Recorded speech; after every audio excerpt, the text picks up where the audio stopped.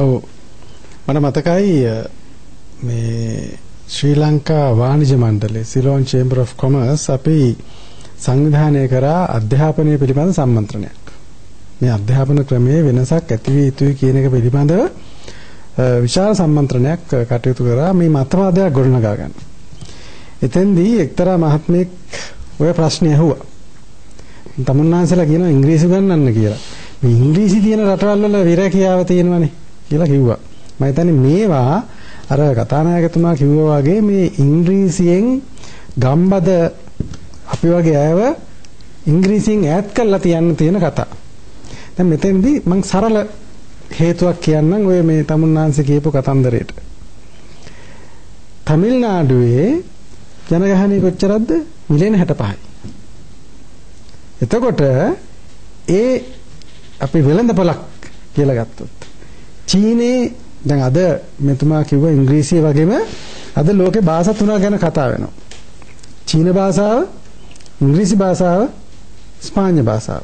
දැන් ඇමරිකාවේ ඉන්නවා ඉංග්‍රීසි බැරි අය. මේ ස්පාඤ්ඤ භාෂාව කතා කරන අය මෙක්සිකෝ වලින් ඇහිල්ලා ඉන්නවා. ඒගොල්ලන්ට ඉංග්‍රීසි බෑ. ඇමරිකාවේ මේ වෙළඳසැල් වල ඉන්නවා, බඩු විකුණන්න ඉන්නවා, ඉංග්‍රීසි බෑ. හරි? දැන් ඒක නෙමෙයි ප්‍රශ්නේ. අපිට මොනවද තියෙන්නේ? මේ ඇත්ත කතාව. මේක අපේ කොච්චර අභිමානය තිබුණත් මහතිර් මොහමඩ් මැලේසියාවේ හිටපු අගමැතිතුමා ලංකාවේ ඇවිල්ලා කතාවක් පැවැත්තුවා. එතුමා කිව්වා අපි අපේ අභිමානය විකාගෙන we ate our pride and invited people to come and invest in our country. හරි? ඒ කිව්වේ මොකද්ද? මෙන්න මේක தත්ත්වය. මම කියන්නේ සිංහල හොඳ නැහැ, සිංහලෙන් බෑ කියලා. සිංහලෙන් පුළුවන්. ඇත්තටම සමහරලාට මේ මිනිස්සු ඉගෙන ගන්න නැත්te සිංහලෙන් ගොඩක් වැඩ කරගන්න පුළුවන් නේ. තමන්ගේ උපැන්න සහතිකයේ සිංහලෙන් ගන්න පුළුවන්, උසාවියට ගිහිම සිංහල කරගන්න පුළුවන්. ඒක නිසා සෑහෙන දෙයක් වෙලා තියෙනවා. නමුත් අපි ඒක නෙමෙයි කතා කරන්නේ හසන්ත. 90% සාක්ෂරතාවය කියන අපේ රටේ අද අපේ ප්‍රධාන ආදායම් මාර්ගය ඇවිල්ලා තියෙන්නේ මොකද්ද? මේ මැද පෙරද කියන අපේ සහෝදර සහෝදරියන්ගේ සල්ලිනේ. එයින් කී දෙනෙක් බුද්ධිමතුන් හැටියට යනවද? මෙන්න ප්‍රශ්නේ. මෙන්න මේකයි ප්‍රශ්නේ. එතකොට ෆිලිප්පීනෙන් එන ගෘහසේවිකාවට අපේ රටෙන් බංග්ලාදේශයෙන් එන ගෘහසේවිකාවට වැඩිය පඩියක් හම්බ වෙනවා. මොකද? ඉංග්‍රීසි පුළුවන් නිසා. මම හිතන්නේ මෙන්න මේක අපි තේරුම් ගන්න ඕනේ. අද ඉංග්‍රීසි නැතුව ගොඩක් ඒවා කරගන්න පුළුවන්. නමුත් ඉංග්‍රීසි තිබුණාම කරන්න ඕන එක. කතානායකතුමා කියපු අනිත් කාරණේ.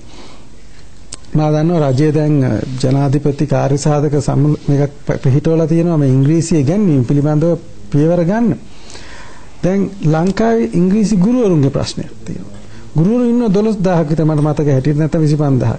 ගුරුවරු ඉන්න කරේ ප්‍රශ්නේ. ඒ ගුරුවරු කොහෙද ඉන්නේ කියන එක. අපිට ගුරුවරු නෑ හසන්ත. දැන් දකුණු ඉන්දියාවේ ඉංග්‍රීසි ගුරුවරයෙක් වෙන්න ඉන්දියාවේ ඉංග්‍රීසි ගුරුවරයෙක් වෙන්න ඉංග්‍රීසියෙන් උපාධියක් කරලා තියෙනවානේ භාෂාව පිළිබඳ. අපි මොකද්ද ගන්න සුදුසුකම? එතකොට මේ සාමාන්‍ය පෙළ සම්මානයක්. ඉතින් සාමාන්‍ය පෙළ සම්මානයක් දැනගෙන ඉංග්‍රීසි උගන්වන්න පුළුවන් තමයි. නමුත් ඒ ඉංග්‍රීසිය සීමා සහිතයි. හරි?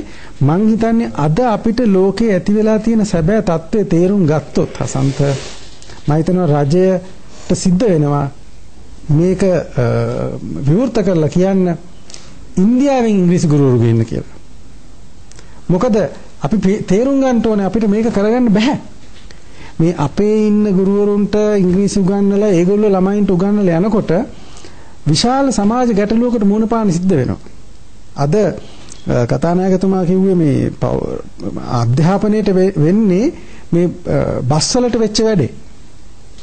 දැන් අද බස්වල කිසිම මේ බස්වල ਵਿਚාරයක් නැහැනේ. ඒතර ඔයාටත් පුළුවන් මටත් පුළුවන් ෆිනෑන්ස් කරලා බස් එකක් දාගන්න පුළුවන් නම්. අද ඒ තැනට අධ්‍යාපනය ඇවිල්ලා තියෙනවා. ඉංග්‍රීසි අධ්‍යාපනයටත් ඕකයි වෙන්නේ. ඒ නිසා මං හිතන්නේ අපි පිළිගන්න ඕනේ අපිට අවශ්‍ය තරම් ගුරුවරු නැහැ. ඉන්නයට උගන්වලා මේක කරගන්න වෙලාවක් නැහැ. මොකද මේ ලෝකේ අපි ලෑස්ති වෙලා යනකම් නතර වෙන ලෝකයක් නෙමෙයි තියෙන්නේ. හරි? අපි ලෑස්ති නැත්නම් අපි දිහා බලන්නේ වෙන තැනකට යනවා. මේ අපි ගොඩාක් අය හිතාගෙන ඉන්නවා මේ ලෝකෙන් උතුම් රට ලංකාවේ ඉඳලා සියලු දෙනාම බලන් ඉන්නවා අපේ ප්‍රශ්න විසඳුනහම මෙහි ඇහිලා ආයෝජනය කරන්නේ. එහෙම ලෝකයක් නැහැ. ඒක තේරුම් ගන්න ඕනේ අපි. එහෙමනම් අපි බලන්න ඕනේ කොහොමද ඉක්මනට මේක කරගන්නේ. දැන් ඔය ගුරුවරුන්ව තමයි චීනෙ ඉල්ලන්නේ. චීනෙ ඉංග්‍රීසි උගන්වන්න යනවා ඒගොල්ලෝ. අපිට ඒතර ඉන්දියාවෙන් ගන්නත් බැරි වෙයි. හරි? ඊළඟට අලුත් ක්‍රම දැන් මම දන්නවා අපේ අධ්‍යාපනයේ මේ හැමෝම උත්සාහ කරනවා මම අධ්‍යාපන වේදිකෙක් නෙමෙයි. නමුත් මේ අපිට ගැළපෙන විදිහේ අපේම ජාතියේ ඉංග්‍රීසි හදන්න. එහෙම එකක් නැහැ. ඉංග්‍රීසි උගන්වන ක්‍රම ලෝකේ දැන් සෑහෙන්න තියෙනවා. මේ ළඟදී රජයේ නිලධාරියෙක් ගියා මේ ඉන්දියාවට මේ ඉංග්‍රීසි ගැන කතා කරන්න. ඒ පාර එතුමා අහලා තියෙනවා මේ ඔබතුමාලා ඉංග්‍රීසි උගන්වන්නේ දෙමළ භාෂාවෙන්ද කියලා. උපහාසයටපත් කරලා තියෙනවා අපි ඒව නවත්තලා ගොඩක් කල්. අපි ඉංග්‍රීසි උගන්වන්නේ ඉංග්‍රීසියෙන්.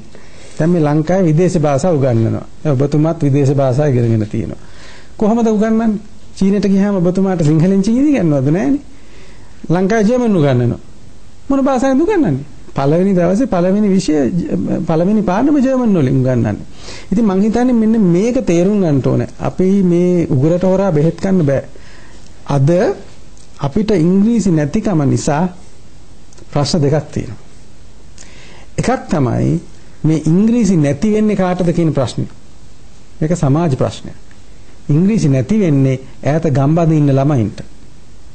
ගුරුවරු නැත්තේ ඒගොල්ලන්ට. හරි? ඒගොල්ලන්ට තමයි ඉංග්‍රීසි අර තියෙන මේ හැඩ වැඩ නැත්තේ. ඊට පස්සේ නමුත් තව පිරිසක් අපේ සමාජයේ ඇති වෙනවා ඉංග්‍රීසි විතරක් දන්න. ඒගොල්ලෝ මේ රට ගැන දන්නේ නැහැ. ඊට පස්සේ ව්‍යාපාරික ආයතනවල මුල් පුටු වලට යන්නේ ඒගොල්ලෝ. ඒගොල්ලෝ රට ගැන දන්නේ නැහැ. මේක ලොකු අර්බුදයක මුලක්. ඒ නිසා මේක තේරුම් ගන්න ඕනේ මේ ඉංග්‍රීසි නැතුව මේ චීනෙ නැගිට එක නෙමෙයි. ඉංග්‍රීසි නැතුව ජපානි නැගිට එක නෙමෙයි. අපිට වෙන්න යන්නේ මොකද්ද කියන එක තේරුම් ගන්න. අනිත් එක හසන්ත බලන්න මේ දැනුමේ තියෙන අසමමිතික භාවය. ඔකට වෙන මුකුත් උදාහරණ ඕනේ අද දවසේ එකම පත්තර කන්තෝරුවෙන් නිකුත් කරලා තියෙන සිංහල පත්තරේ ඉංග්‍රීසි පත්තරේ අරන් පෙන්නලා බලන්න. සිංහල පත්තරේ තියෙන ප්‍රවෘත්ති මොනවද? ඉංග්‍රීසි පත්තරේ තියෙන ලිපි මොනවද? ඔය දැනුම දෙකේ වෙනස තමයි ප්‍රශ්නේ. එතනයි වෙනස. පරතරේ. පිටු ගන්න. දැන් ඔය මේ ලෝකේ ඩිජිටල් ඩිවයිඩ් කතා කරන අපිට ඩිජිටල් ඩිවයිඩ් එකට එන්න ඉස්සෙල්ලා මෙන්න මේ ප්‍රශ්නේ නෝ. ඔව්. ඩේල් නිවුස් පත්තරේ දිනවින පත්තරේ වෙනස අරන් බලන්න. ලංකාදීපේ ඩේලි මිරර් එකයි අරන් බලන්න. ඩේලි මිරර් එකයි අරන් බලන්න. ඔව්. ගරු කතානායකතුමත් දීපල් සූර්යරච්චි මහත්මයාත් ඉංග්‍රීසි අධ්‍යාපනය පිළිබඳව කතා කළා. විශේෂයෙන්ම පාසල් පද්ධතිය තුල ඉංග්‍රීසි ඉගෙනීම පිළිබඳව කතා කළා. මට හම්බ වෙලා තියෙනවා මට දුරකථනයෙන් කතා කරලා කියලා තියෙනවා ඈත එපිට කොළඹ ඉඳලා කිලෝමීටර් 100කට වැඩි දුරක් සහිත තැන්වල පාසල් තියෙනවා ළමයි 150යි 200යි. හැබැයි ඒ පාසලේ ළමයි 50කට වැඩි සංඛ්‍යාවක් චතුර ලෙස අගනුවර කොළඹ පාසලක ළමයින්ට සමාන ලෙස ඉංග්‍රීසි කතා කරන පාසල් ලංකාවේ තියෙනවා. කොහොමද ඒක වුනේ? එකේ පාසලේ ඉංග්‍රීසි උගන්වන ගුරුවරයාගේ දක්ෂකමක්ද ඒ දරුවන්ගේ උනන්දුවද මේ යන්න හරියට මාර්ග පද්ධතියක්වත් නැති බොහෝ පහසුකම් නැති ලංකාවේ එහෙම තැන් තියෙනවා. පුළුවන් නම් මේ දොරමඩලාවටත් එහෙම තැනකින් ඇමතුමක් ලැබෙනවා නම් අපිට වටිනවා. මම ඒක තමයි හසන්ත මම ඔයාලට එදත් ආරාධනා කරේ කඩුවට බය නැති අපේ ළමයි කියලා ඒ වගේ ළමයි ගෙනහලා පෙන්නන්න. මොකද අපේ සමාජයේ තියෙනවා මේ ඉංග්‍රීසි කතා කර යුත්තේ කතා කළ හැක්කේ යම්කිසි පිරිසකට පමණක් කියලා. අපි එක්තරා අවස්ථාවක මේ ටෙලි නාට්‍යයක් ලෙස්ටර් ජේම්ස් පීරිස් මහත්තයා කරා විලේජ් බයි ද සී කියලා ටෙලි නාට්‍යයක්. මේ ටෙලි නාට්‍ය අපි පෙන්නුවා. මේක මේ ලංකාවේ මුහුදුබඩ ගම්මානයක දීවර පවුලක් ආශ්‍රිතව. හැබැයි ඉංග්‍රීසියෙන් කතා කරේ.